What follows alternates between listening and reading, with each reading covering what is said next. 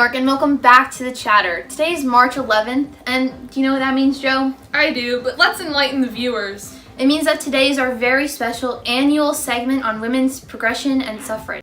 Today we will be interviewing present-day women that were impacted by the women's suffrage movement, and we will also be talking about some historical women involved. This segment is very near and dear to us as female talk show hosts because just a few years ago, this field was very male-dominated. However, we were able to persevere in our careers. Isn't that right, Joan? Yeah. Okay, folks, we'll be back with our first segment after this quick commercial break.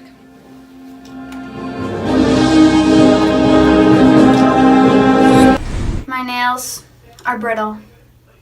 My hair is weak and falling out. My skin's my largest organ, yet it's not in tip-top shape. I just wish I could do something about it. Wow, what'd you looky here? Wowman's Women's Vitamins. Go from blah to ya with Wowman Women's Daily Vitamins. These vitamins have many benefits. They will make your nails feel brand new, strengthen your hair, and replenish your dry skin. Wowman's Women Daily Vitamins have greatly improved my life. Pick yours up today at the pharmacy near you.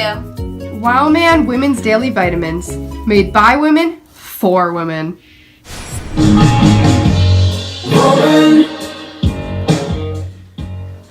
We're back. Welcome to our first segment, Cup of of Joe Joe with with Joe Joe and and Joan, where we try delicious new coffee flavors and talk about our current topics. Today's flavor of the day is Reese's Puffs, Reese's Puffs. Reese's! Reese's Puffs, Reese's Puffs.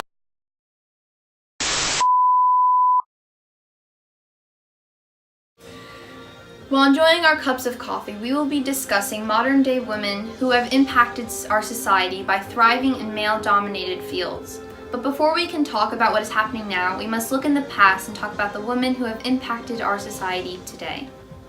One very influential woman suffragist was Elizabeth Cady Stanton, who was born in 1815 and died in 1902. Unfortunately, she did not see the day where women were allowed the right to vote in 1920. Elizabeth Cady Stanton's involvement in the women's rights movement started with her and her husband's participation in civil rights. Stanton did a lot in her time spent advocating for women's rights. First, she co-founded the National Women's Suffrage Administration with Lucretia Mott, with whom she bonded over the lack of women's rights. She also helped to organize the first women's convention, the Seneca Falls Convention, which took 8 years to get underway. At this convention, Elizabeth Cady Stanton read the Declaration of Sentiments. The Declaration was modeled off of the Declaration of Independence, and it stated Stanton's belief that both men and women were created equal under the law. She then later ran for Congress and became the first woman to do so. So now we're going to be taking some callers to discuss additional information about Elizabeth Cady Stanton. And now, for our first caller. Hey Joe and Joan, my name is Stephanie and I'm from Brooklyn. I was just enjoying this wonderful special when I began to wonder, what did the Declaration of Sentiments do for women? Great question, Stephanie. Well, as we formerly addressed, this declaration stated Stanton's belief that men and women were equal. It also said that due to this, women were entitled to equal rights under the law and were also oppressed under the law. So, this Declaration of Sentiments showed many women the rights that they were lacking and turned many of them on to the women's rights movement. Thank you, Joe and Joan. No problem. Let's just take another caller. Hi, I'm Margarita from Long Island. I was wondering, how did the Declaration of Sentiments affect life today? Well, this declaration is what made life for women what it is today. The audience that the Declaration was written for, the women's rights movement, led many women to vote and to pursue careers in what was typically considered men's work. Well, thanks, Joe and Joan, and I've been really enjoying your show. Some great work you've been doing here. Thanks, Margarita. We'll be right back after a quick commercial break.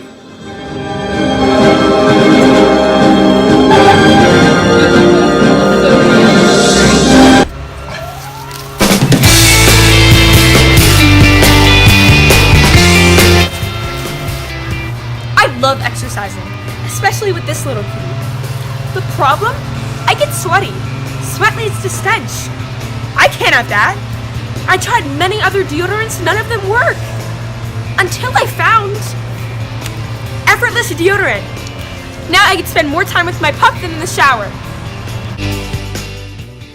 Effortless deodorant provides a calming scent that covers up any sweat-caused odor you may have.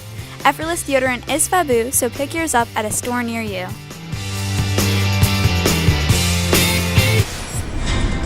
Welcome back to The Chatter. I am Susan White, The Chatter's primary offset interviewer and meteorologist. For this special episode of The Chatter, it was planned to have our interviews with these two ladies outside at the gravesite of Elizabeth Cady Stanton, yet weather factors got in the way, so we had to move the interview inside. I urge you all at home to stay inside today too, and when you do go out, bundle up to prevent frostbite. Today's high is only 35, and the low is 30 degrees Fahrenheit with snow on the way and a very extreme wind chill. This is a great contrast to February warming up. As I stated previously, today I am joined by two very successful women. Today I am with successful judge Trudy Miller and prosperous engineer Maureen Wilson. These women are currently breaking boundaries for other women in fields where they are the outcasts. So to begin, ladies, what was your inspiration in picking your occupations? Emily Roebling was a great influence to me since she was the first female field engineer. She constructed the Brooklyn Bridge that is still used today. This was considered a man's job back then, but she persevered through despite being a woman. She was a very successful woman, and I aspire to be as successful as her in the future.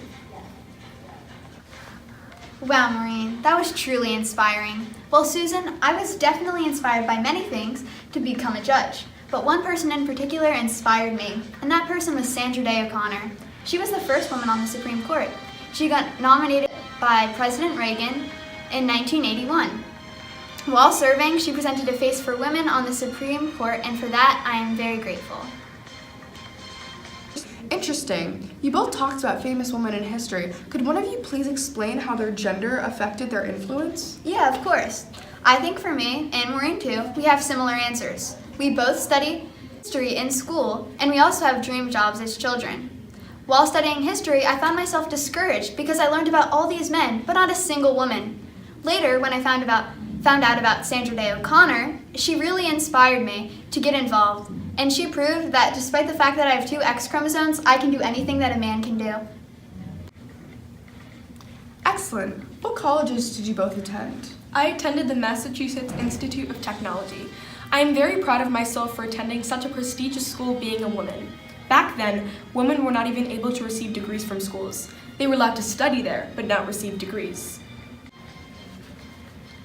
I graduated Harvard University in 2003. Like Maureen, this is a reputable school, and I studied hard each and every day. Up until 1975, males and females had different admissions policies at this university.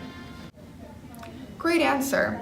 Well, as you've discussed, the school system has changed for women over time. Why is that? Well, that was due to people fighting for what they believed in, as women have done over time. Women fought for suffrage in the late 1800s and early 1900s. They also fought for the temperance movement. This was with the 18th Amendment, which banned the sale of alcohol and also the consumption of it. This was later repealed with the 21st Amendment. Similarly, the Me Too movement gives women a platform to fight for what they believe in. This organization was started in 2006 and helps women deal with sexual assault. Like the suffrage movement, it gives women a voice and helps them fight for what they believe in. Wow, interesting answer. To continue, you talk about early reformers, as we did in a former segment with Joe and Joan. These women went against the grain during the time and fought sex stereotypes. How do you feel you were following in the footsteps of these reformers? Well, early reformers had polar opposite views from the standard. Not only did they openly express their ideas that were considered radical at the time, they continued to protest. During these protests, they faced much criticism. People yelled out and called the police. Some reformers for women's rights were even arrested and force-fed. Correct. I don't think I'm continuing on exactly the way they did. However, I still appreciate my rights by voting and other things, and I participate in the Women's March. I also think the audience should know, even though you introduced us as special women, all women are special. Whether you're contributing to the school system by volunteering for your kids, having a job, working long hours, try to pursue your goals, or going back to college. You are special. True, it doesn't matter if you're a millionaire or on food stamps. If you're using your voice and your rights, you're doing what the reformers wanted us to do. Very true and inspiring. Thank you both for your time, and congratulations on your pregnancy, Judge Miller. Thank you. Back in the day, my only job was to take care of this little guy. Now I have a successful career too. Isn't that right? Now back to Joe and Joan. I hope you all enjoyed our women's suffrage and progression special. Make sure to tune in tomorrow for the daily news. Signing off, this has been Joe And Joan. for the Chatter. See ya!